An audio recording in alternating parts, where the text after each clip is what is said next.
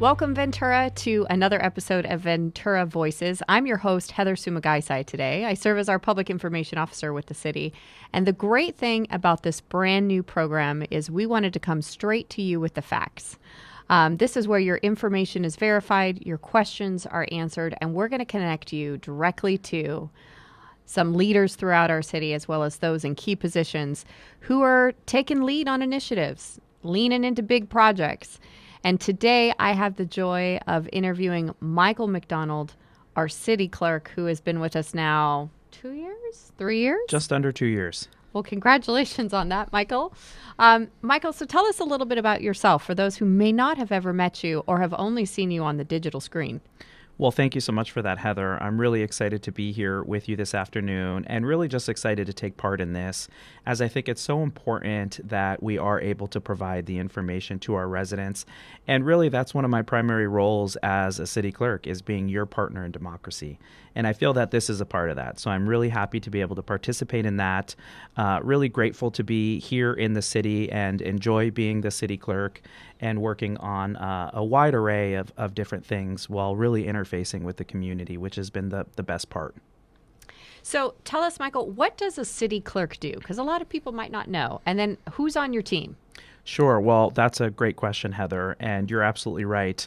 Many people don't know what a city clerk does, and I'll even go as far to say that I'm not certain there's anyone who ever woke up one morning saying, I want to grow up to be a city clerk. And so we do a wide array of things, really. We wear multiple hats, but the key roles that a city clerk does is I serve as the city's elections official, I serve as the city's records manager, and then I serve as a staff liaison as the point person to our city council. And what that role means is complying with state open and transparent laws for public meetings. And so we're really a compliance officer is what we are for the city. And really grateful that I've got a staff of 4. We've got 2 assistant city clerks who work on different things, and a deputy city clerk comprises our office. And, you know, one of the things that's fascinating to me about when you look at our clerk staff and you look at public meetings, Ventura has a wide array of boards, committees, and commissions, which all have public meetings too. Can you talk to us a little bit about that? What's the value of those boards, committees, and commissions? Yeah, that's right. So the city has about 13 different advisory bodies, council advisory groups, where we have on average of 100 volunteers at any given time that are serving the city. Just last year alone, there were about 91 public meetings in the city of Ventura, and those public meetings are critical. That's where we seek our residents' input on really tough policy decisions. The city council, for example, doesn't always have the time to fully dive into every issue that comes before them. And so the council advisory groups play that critical role to help bridge those policy decisions with the voices of our residents. And so those volunteers, they play a critical role in bringing the voice of the residents to the city council to help them make the best decision for our community. Mm-hmm. And what are some of those advisory groups or committees or commissions that people may or may not be familiar with? Yeah, well, we have a couple. For example, we have a water commission, and the water commission is very helpful in the role of looking at water rates and capital improvement projects, for example. We also have a design review committee that helps the city in approving new developments, for example, and the design of those new developments. We also have a Parks and Recreation Commission, and they, for example, are overseeing or making recommendations on all of our parks and our open space here in the city. And so it's really important, again, that we have those residents participate in those advisory capacities, again, so that they can help those council members with making those decisions. So we have a wide array of committees, from everything, whether you're interested in the environment and water, to parks, to arts and culture, to design review, or the planning commission, which helps the city make big decisions as it relates to any planning decisions in the city. Mm-hmm. And, you know, when you talk about 100 people at any given time serving on those volunteer advisory boards, one of the things that I often hear in my role as communications is, how do I get involved in decisions? Where can I have an impact? If I want to invest my time, you know, where can I do that? And I often will share with them, hey, have you considered joining a board, a committee, or a commission? Because we're recruiting for them throughout the year at various times, right? Yeah, that's right. There's always an opportunity to participate, and vacancies happen on these boards either by term limits, because there are term limits for the volunteers, but also there's unscheduled vacancies. And so at any given time during the city, we're generally recruiting for at least one of these advisory committees, and the applications are always available. And so folks can visit our recruitment page on the City Clerk's webpage of the city's website to view what recruitments are currently active. But you're absolutely right. There is always an opportunity to get involved. And if you're interested in, for example, a committee that's not currently recruiting, we're always accepting applications and keeping them on file and looking for opportunities for folks to participate. Mm-hmm. And if you're listening to this now going, you know what, I'm kind of curious about that. The great thing is you can contact our city clerk's office, and then you can share your interest in where you'd like to potentially invest your volunteer time. We know that time is limited. There's a million things to do in the community. If you are interested in giving back in this capacity, you can connect with our city clerk's office to find out what opportunities might best suit some of your areas where you might be passionate about or interested about. You know, the other thing I love about our boards, committees, and commissions is they're kind of ever-evolving. They update, right, with ways that, for example, when we're talking about parking, council even talked about barriers that may prevent people from not getting involved in that. And they're having, is it ARC, take a look at potentially updating what those requirements might look like to join that group? Yeah, we have an appointments recommendation committee, which is a city council subcommittee comprised of 3 council members, and they're really tasked with making recommendations to these different advisory committees. And so we intake the applications, we determine eligibility, and then this committee meets to interview the candidates. And you're right, our boards, commissions, and committees are ever evolving based on the needs of our community and the needs of city council. Mm-hmm. And so we oftentimes go through creating new commissions. In 2020, for example, there was a consolidation of several of our committees. And the ARC committee, the Appointments Recommendation Committee, is currently looking at some of the different qualifications for our boards, commissions, and committees. We have a mix of professional categories, for example, where we want to balance on some of our advisory committees some professional opinions with some non-professional opinions, for example. And so there are different requirements. And the Appointments Recommendation Committee is currently looking at some of those requirements, for example, to ensure that we're making it as accessible as possible for as many people in the community who want to participate, that they are able to participate. And, you know, one of the things I often hear, too, related to boards, committees, and commissions is just role and scope. And then as well as you might hear a term that's called the municipal code or the Muni Code. Can you walk us through, hey, what does that look like for our various boards, committees, and commissions related to role? What is their role really in what they do to help inform the city, to help inform staff, to help inform council? And then what's the importance of the municipal code in that? Sure. Well, it really depends, as you noted. The role of the different advisory committees is outlined in our municipal code. And generally, these council advisory groups, they're created by the city council. And so when they're created by the city council does that through an ordinance. And an ordinance then becomes part of our municipal code. So if you're interested in finding out more information, for example, on one of the council advisory groups, our city's municipal code outlines exactly what those duties, responsibilities, and roles of our council advisory groups are. And just as you noted, those roles change over time. New committees are needed. The committee might have, the city council might, for example, need the committee to change its role because there's a new focus area. And so that's how those roles change, essentially, is through a change to our municipal code. And those are outlined and done by a city ordinance. Mm-hmm. And where can people in the community, if they're interested in the municipal code? It's really accessible. Yeah, that's right. We talked about accessibility early on. That's right. We have a new, easy-to-use online platform, which you can locate by visiting the city's website and typing in municipal code in the search field. And you can review all of the titles and sections and chapters of the municipal code there. And essentially, that's our local government code. And so that's why these council advisory groups, for example, are carved out in that, because they're created by the city council, and they help aid us in the legislative process. And then on the website, on our city's website, if you visit the clerk section, that's where you can find more about our boards, committees, and commissions. And then, of course, you can use that search engine to find the muni code or municipal code. You said a little bit ago, you talked about ordinances.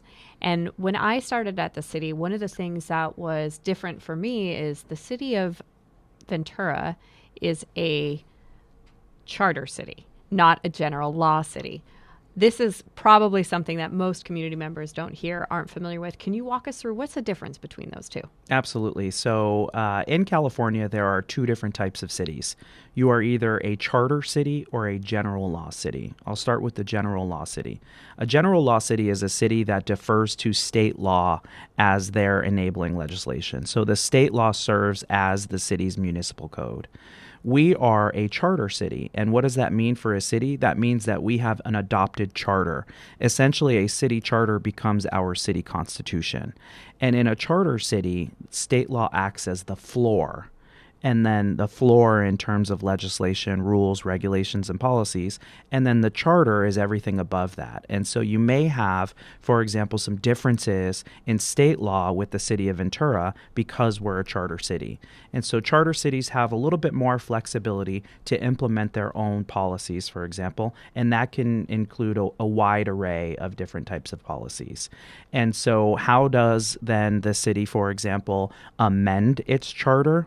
The charter is adopted by the vote of the people. So the charter was approved. Our last charter was approved in 2020.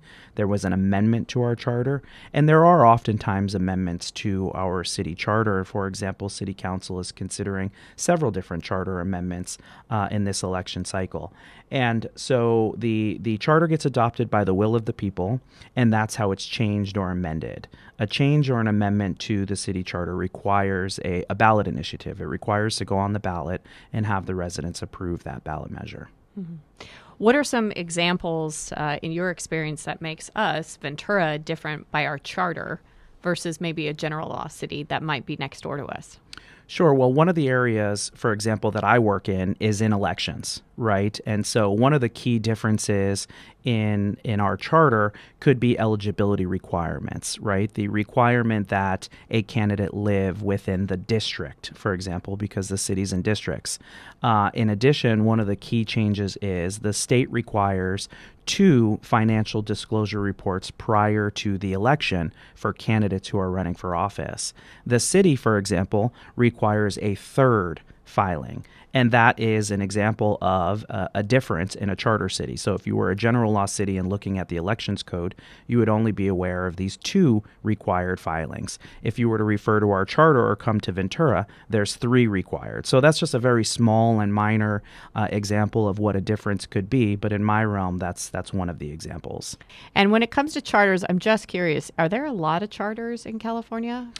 It's a great question, and I would say that it's probably about a third of the cities in California are charter cities, and 2/3 of cities are general law cities. One way externally that you can kind of tell by a city is most general law cities have 5 city council members. The city of Ventura, for example, has 7 city council members. It's not something that's prescribed in a charter, for example, or a requirement to have 7. But in my experience, charter cities tend to have more than 5 council members. Now, that's not the case for all of them, but most general law cities, for example, fall under the 5 city council member. Fascinating. I didn't realize that. So you just taught me something new on this. Our Ventura Voices series today. Transitioning now over to council elections that are coming up and just our election season that's ahead. You said that's one of the functions the clerk's office does. I know it's also something that you're really passionate about too. Walk us through what the process is going to look like here in the coming months ahead. Sure. Well, for a city clerk, I'd say that elections is like our Super Bowl. That's what we look forward to every 2 years, and really that's the key role that we play as an elections official in terms of being your partner for democracy. And so you're absolutely right. In the city, every 2 years, there's a municipal election for our city council and any potential ballot measures that either the citizens put forward or the city council themselves. And so in our upcoming 2024 election, we have, again, as I mentioned, mentioned, 7 city council members, the way that our elections are designed is a staggered. So in one election, you have 4 seats. In another election, you have 3 seats on the ballot. We're in an election cycle where there's 3 seats on the ballot, and that currently is District 2, which is currently held by Councilmember Doug Halter. District 3, which is currently held by Councilmember Mike Johnson, and District 7, which is the district which is currently held by our mayor, Joe Schrader. And so those 3 seats will be on the ballot here in November for the residents to decide whether or not to either re-elect or elect a new council member to those seats. And in addition to the council members being on the ballot, if there are any ballot measures that either the city council considers, for example, the city council is currently considering a charter amendment on many different topics. And so a charter amendment could potentially end up as a ballot measure in 2024, for example, or any citizens initiative petitions that qualify for the ballot prior to the election as well could potentially be on the ballot. And districts is something that is another question we get often is, hey, how do I find out where I am in terms of whose district? Am I voting this year in the season for council members, or am I not? And one of the things I often remind people is you can go to the city's website. We do have a GIS map where you can type in your address and it will drop you in a pin on a map that shows you which district you fall in. And so we also have just an overview look at, if you were to generally look at the footprint of Ventura, which district you fall in. So you can help answer that question, because even 2 years ago with redistricting, those lines slightly changed for some of our areas. Yeah, that's right, Heather. And districts is something that's somewhat fairly new to the city of Ventura. The city initially adopted districts in 2018. And so the first set of districts were set at that time in 2018. And then in 2020, just 2 years later, the city, per state law, had to go through the process of redistricting. And so that process was to ensure that all of our districts were equally represented in population and in many other different categories that the state set standards in. And so the districts did change from 2018 and 2020. And so you may have had folks, for example, who were not eligible to vote in 2018 because of those districts and depending on what district was on the ballot.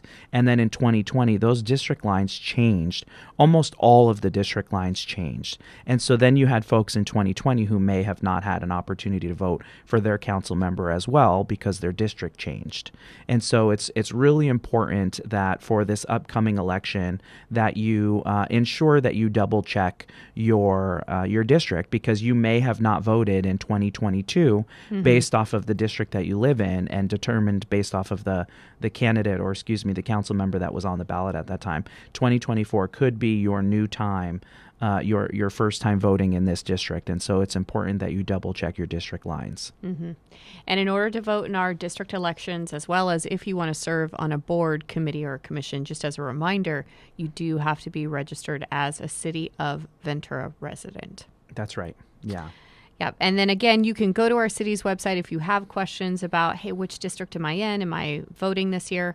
And do you want to do any final plugs for, election season that's ahead? Well, not necessarily, but I would provide just one caveat to the prior statement around needing to be a resident of the city of Ventura. Some of our boards, commissions, and committees, in some of those different categories where we require a professional designation, for example, you don't always need to be a resident of the city. And so there may be some instances where you are not a resident of the city and you're still eligible to participate in a board, commission, or committee based off of a professional designation or a current job that you may hold. And so just want to provide that.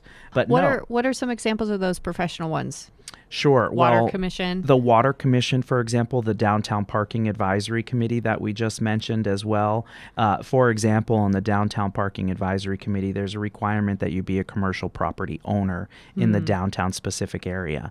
Being a commercial property owner, you may not necessarily live in the city. Or on the Water Commission, for example, a professional designation may qualify you to serve in the water service area. Is what is in the municipal code. The water service area area is a little bit different than city lines because there's unincorporated areas included in the water service area. And so you may have folks who live in the unincorporated area eligible and qualify for that commission, for example.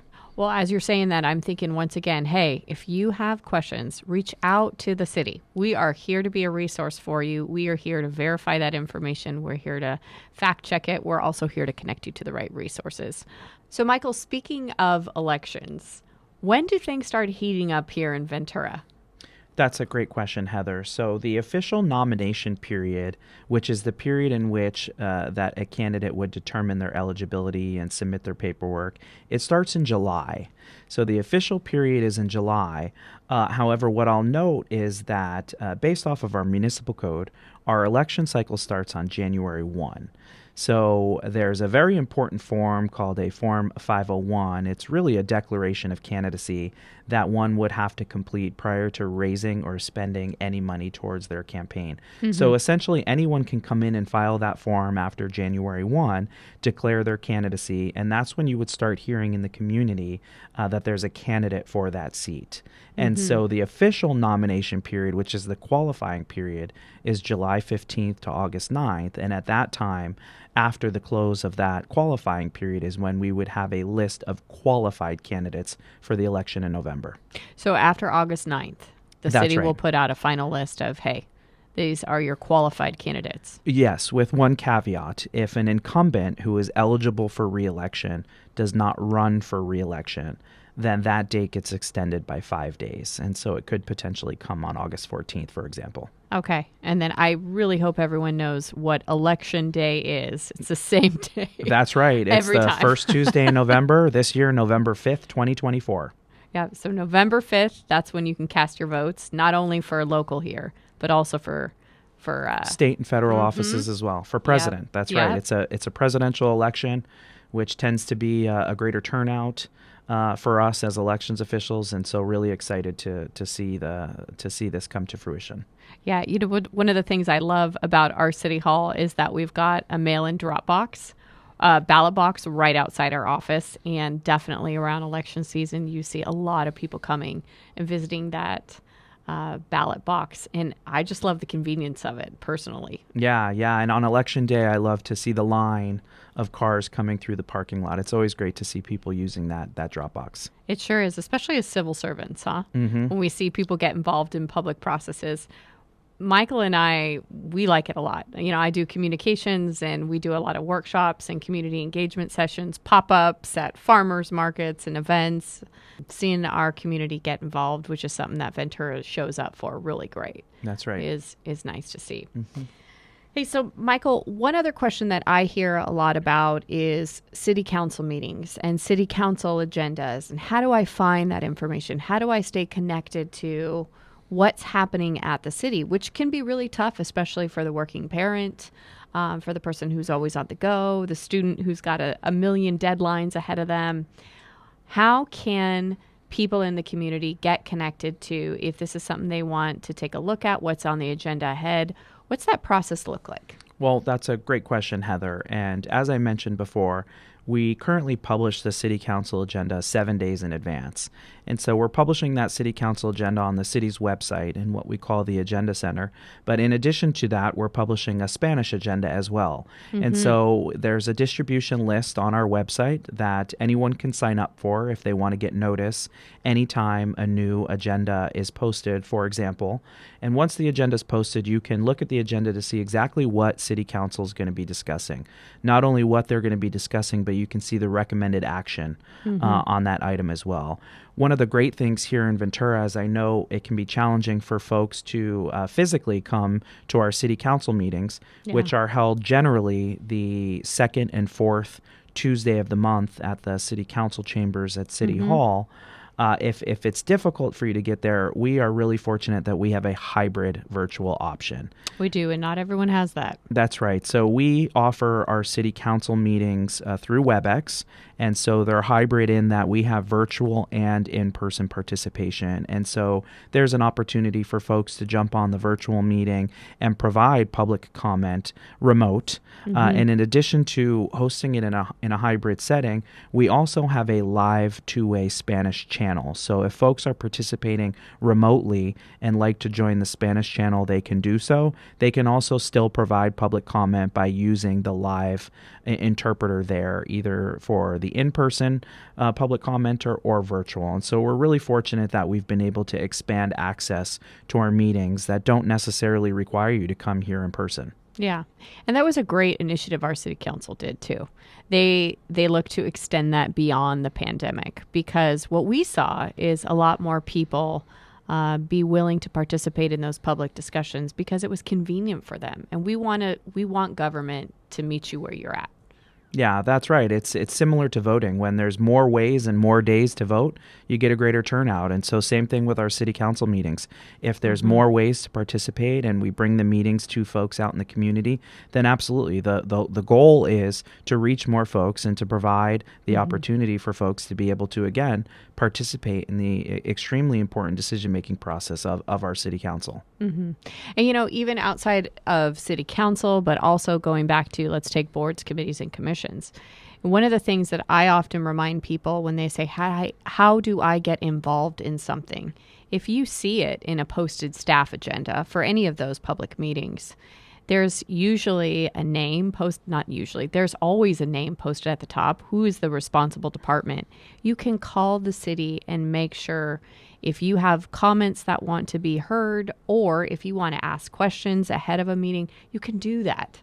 Yeah, that's right. I think sometimes what we see even on social media is people might want to send us direct messages, and they see that as a way to participate in the public process. It's a way to share feedback with us. But the best way to participate in the public process is during those public meetings.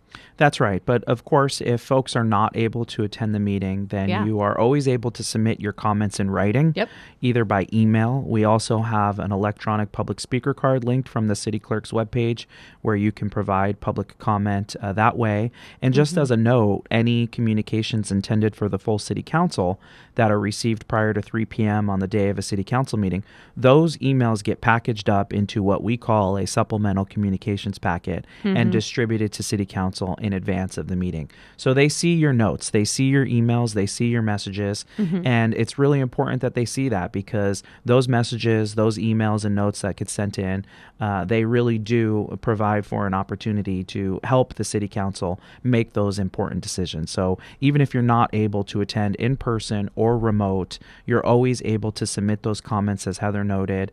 The staff person is always indicated on staff reports and any of the agenda items. And absolutely, we need to hear that feedback. It's important that we hear the concerns of our community, and so we always encourage folks to reach out. And that also goes for if you're seeing things on social media. You're seeing it on Nextdoor, you're seeing it on, I almost said Twitter, you're seeing it on X, on Instagram or Facebook, whatever that platform might be. I often will read comments and say, hey, that's interesting. I have a question. Well, I know just from working behind the scenes at a city, I know if I have a question, I know where to reach out to, that I need to connect to that organization, ask my question, make sure to track that down, and better understand, hey, is there an opportunity for me to get involved in this because it's something that I care a lot about.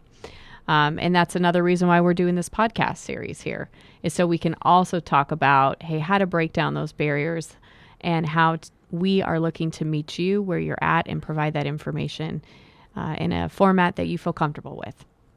So, hey, to round us out, Michael, close us out, we've had a great discussion today. I'm glad we talked about elections, how to get involved, how to volunteer, how to access information, the variety of services that we've leaned to, especially with technology in mind, to meet residents where they're at. In your day-to-day job, what's something that you love doing that just keeps you passionate, keeps you smiling? Well, that's a great question, Heather. And, as a city clerk, we kind of sit at a 3,000-foot level view of all of the city operations. And one of the most exciting things for me is that oftentimes folks reach out to the city for the very first time they land at the city clerk's office. And so the city clerk's office really plays a role in that experience with interacting with local government. And so I love being able to connect our residents to the services that they need, but also from that 3,000-foot level where I'm looking up, I'm able to connect with the community community based off of all of the communications that are coming in, and see the staff perspective, where I really feel that the clerk's office plays a really important role in kind of connecting those dots, ensuring again that the public voice is always heard, connecting with our residents, and being able to provide our residents with a positive experience as they interact with our local government. I too love providing a positive experience for our residents too. You just never know. That might be the one interaction that they have with you. And if you can get it started off on the right foot, that goes a long way. Is there something that you wish the community knew that you guys don't do? Well, I think it's a great question just in terms of what I would say I personally wish that all of community members knew about.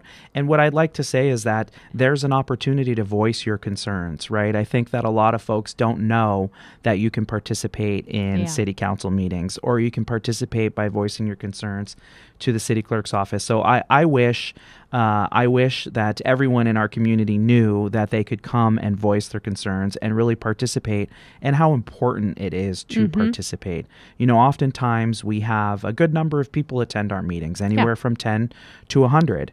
But we're a city of 110,000 residents. Yep. And so I want to make sure that everyone knows that all 110,000 of those voices matter here in the city. And I'd love for folks to know that they too also have the opportunity to provide their concerns to city council, either at a city council meeting or in writing. And it would be great from my perspective if I had 110,000 emails to process in that supplemental packet. Would be great from my perspective. Well, it would definitely show that we have a very engaged and informed community who cares a lot. But we see that all the time, which is great. We do. I think that is one of the unique things about Ventura that also sets us apart from others is we're a close-knit community. We care a lot about what we do, and we like to be engaged in what's happening. And more recently, we've seen more things happening. And so the time for engagement is definitely now. So, Michael, thank you so much for joining us on our Ventura Voices today, and until next time. All right. Well, thank you so much. Glad to be here with you.